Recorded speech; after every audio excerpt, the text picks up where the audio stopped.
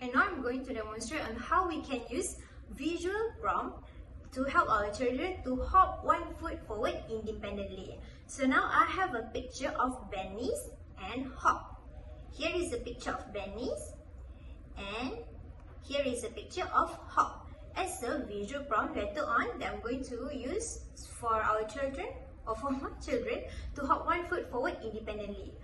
And there's another way that you can use a visual, which is a written visual. So you can take any two pieces of paper and you can write it down, Benny's and hop, as a visual prompt. So now I'm going to demonstrate using this picture.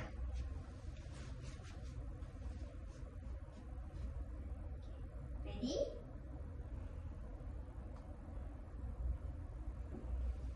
Good one. Good job.